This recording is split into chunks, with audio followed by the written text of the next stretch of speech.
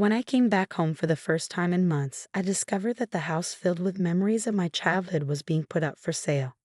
Since you always encouraged me to follow my own path, I did just that exactly as I pleased. If there's compensation required, you should be the one to cover it. After all, it's your house. This is my way of getting back at you for constantly belittling me because of my financial status. Go to hell. My husband Ken and my mother-in-law Lisa, both of whom came from modest backgrounds, sold the house without my consent while I was away. They profited from the sale and intentionally breached the contract, mocking me, the rightful owner, and making me responsible for the compensation resulting from their actions. They were completely unaware of the consequences their selfishness would bring. Their actions not only disregarded my feelings but also disrespected my parents. I can never forgive them for this. I have to cover the costs because it's my house. You better settle up quickly. If you insist, then this house is no longer mine. And as for Ken and Lisa, they'll face the consequences of their actions. I've been married to Ken for 10 years. We've known each other since childhood and have been together since we were young. We're in a marriage where my socioeconomic status is considerably higher than Ken's. I come from a family of business owners and have always enjoyed a comfortable lifestyle. Ken, on the other hand, was raised in a single-parent household and didn't have the same financial stability. Despite this, my parents and I were drawn to Ken's character, so his background never concerned us. In fact, my parents have always treated him like their own son. My parents decided to move into another property my father owns to enjoy their retirement, so we now live in the house where my parents used to reside. This was part of their plan to support us as much as they could. We need to officially transfer the ownership of the house soon. Once that's done, you'll have full control over it. I assume you're planning to move at some point. Perhaps you could use the funds for that. A few months ago, my father informed me that he intended to give me the family home.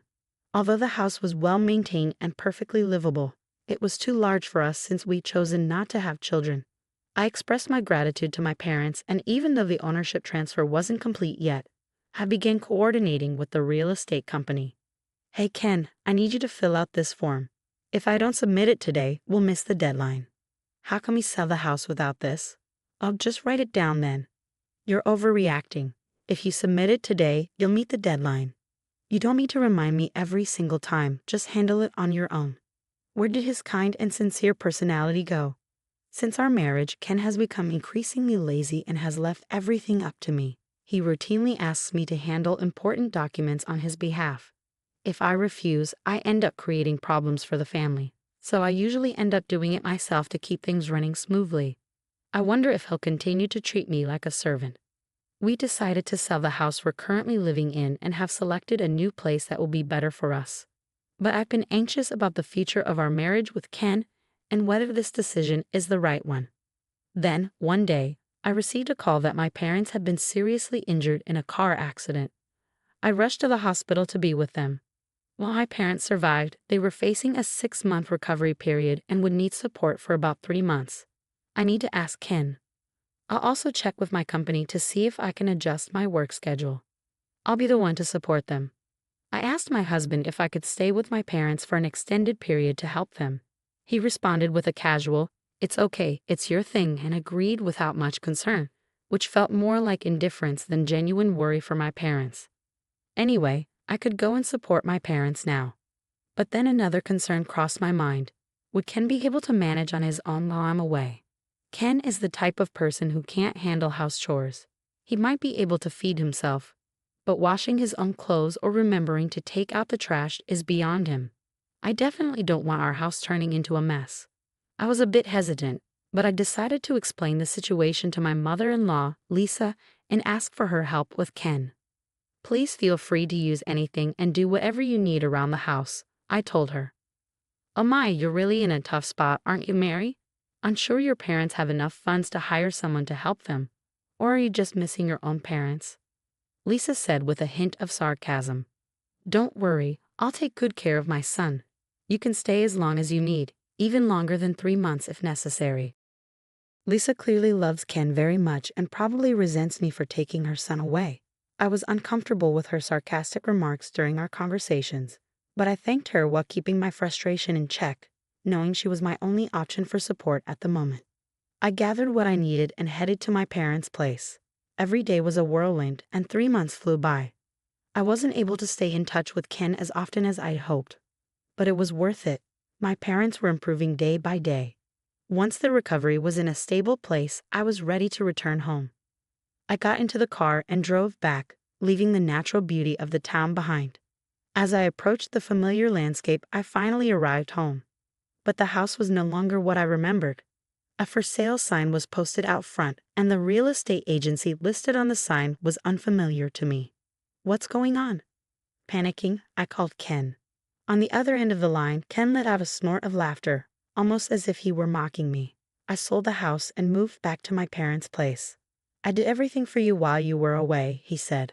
I couldn't make sense of Ken's words, so I went straight to my in-laws' house to get an explanation. When I arrived at my in-laws' home, which was just a 5-minute drive away, the first thing I noticed was a pile of my personal belongings stacked up at the front door. I was shocked and confused. "Excuse me, I'm just passing through," I said.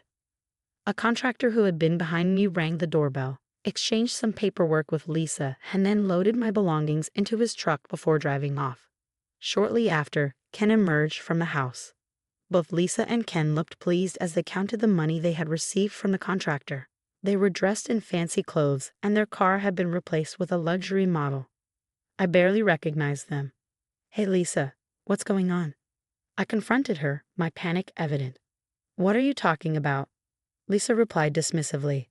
"I cleared out your stuff from the house. You bought all that unnecessary junk. I guess daughters like you just don't know how to take care of your own belongings, probably because you've always had everything handed to you." She continued with a scornful tone, "You're such an unfit wife for prioritizing your parents over your own husband for so long. I pity Ken for having a wife like you. That's why I even suggested he divorce you. Since the house is now in your name, I decided to claim it as alimony." Lisa flashed a smug smile and added, "I found a real estate company willing to pay a very good price, so I sold it quickly. You always told me I could do whatever I wanted, so I did just that." She then showed me the contract she had with a real estate company, which was dated about a month ago. But that house should have already been under contract with another agency, right? And any contract regarding the house without my signature would be invalid. Lisa's condescension was evident as she explained the situation. "You went ahead and made a contract without informing me, so now there will be consequences, and they'll demand compensation." I panicked and tried to explain to Lisa the potential repercussions of her actions. "But I already heard from Ken that you signed a contract with another real estate agency without even consulting him," I said. "That's not my concern," Lisa replied dismissively. "I just did what you did, handled things on my own. I don't care who signed the contract or what's involved, it's your usual approach, right? So if compensation needs to be paid, it's your responsibility. It's your house." She shrugged, clearly believing Ken's version of the story, which was presented from a victimized perspective. I realized there was nothing more I could say to Lisa, so I turned to Ken, hoping for some support. To my shock, Ken was staring at me with the same sarcastic smile as Lisa. Finally, the day had come. This was his revenge. "You've always mocked me for being poor, haven't you?" I said, my voice trembling with anger.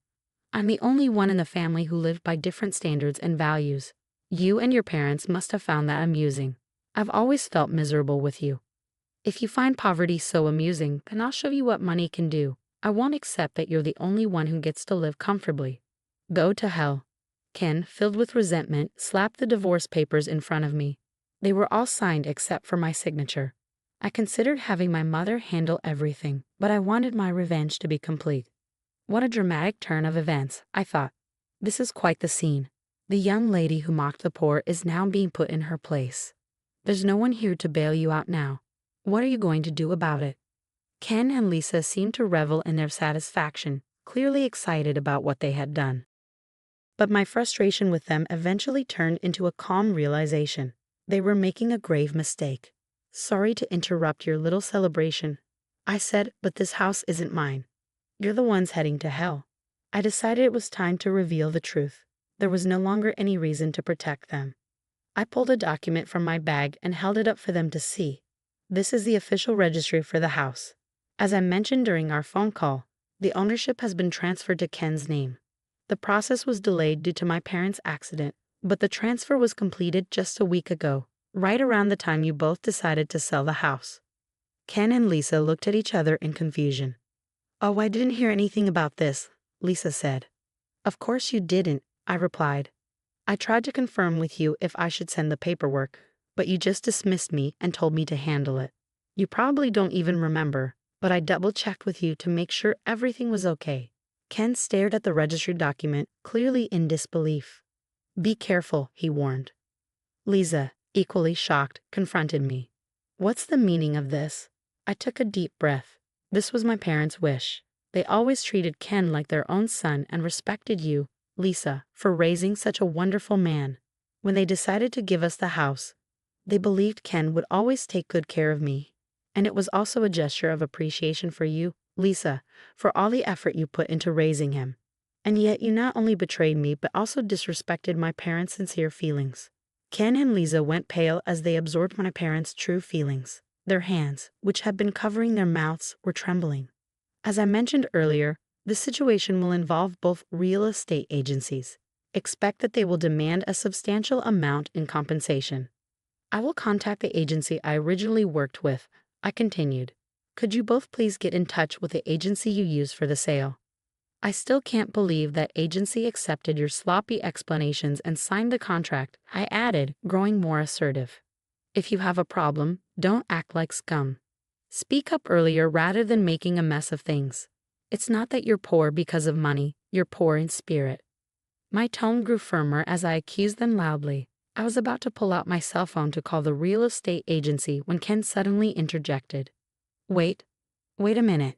This isn't what I wanted," Ken said, panic evident in his voice. "I was just upset because you left me. Let's work this out together as a couple." He continued, "I could buy the house that's on the market now, and we could call the old real estate agency to make this whole thing disappear. You have the means to do that, don't you? Please?" Ken, who had been siding with Lisa, was now desperately trying to reconcile with me. His attempts to soothe the situation were evident, but he seemed oblivious to how self-serving and insincere his approach sounded. "Ken, are you betraying me now?" I demanded. "I made all the arrangements for you, and now you're abandoning your own mother to put your wife first. What a heartless son." I turned to Lisa. "From what you said earlier, it's scum-like to prioritize parents, right? So you're lucky Ken isn't scum. You should be grateful he's a good son." Lisa looked indignant at Ken's actions but seemed to realize that her own words had backfired. She was left speechless. "That's right," Ken said, attempting to placate me. "You're the most important person to me right now, Mary. I'm going to change my attitude and do my best." I cut him off. "Don't misunderstand. No one's talking about forgiving you." Ken, relieved that Lisa had been silenced, reached out to take my hand. I pulled it away and glared at him coldly.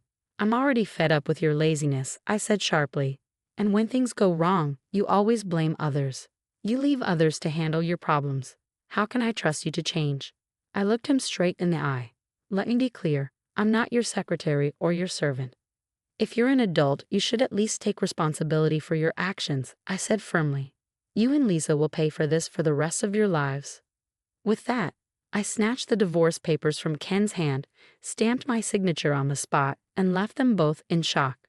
Despite some complications, the divorce from my ex-husband was successfully finalized.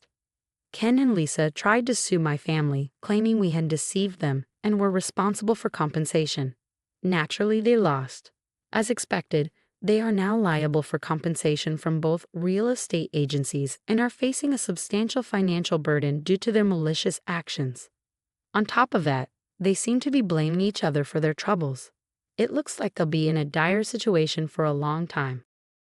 Meanwhile, my company arranged for me to continue working remotely so I could support my parents. I moved back to their place and resumed helping them while working from home. "Honey, your bath is ready," I called out. "Thank you," my mother replied. "I'll wash the dishes so you can get in the bath first today. You must be tired after your rehab session." "Actually, you should get in first, Mary," my father said. "I'll join later. I also want to clean the bathtub, so you should relax while I take care of that." My parents are still undergoing rehabilitation from the accident, but they continue to support each other and enjoy their time together. Living with them again has been heartwarming. Watching them in their enduring harmony has made me reflect on my past marriage with Ken. I realized that what was missing in that relationship was mutual respect and consideration. There were certainly things I could have done to be more considerate, but looking back, I don't believe Ken and Lisa ever had those feelings for me. Initially, I felt quite sad and frustrated about the divorce. But now I can say with confidence that it was for the best.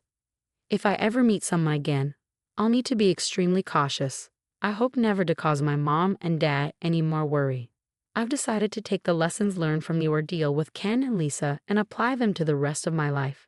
I will always remember to thank my parents and never forget their support as I start my new life in a new place.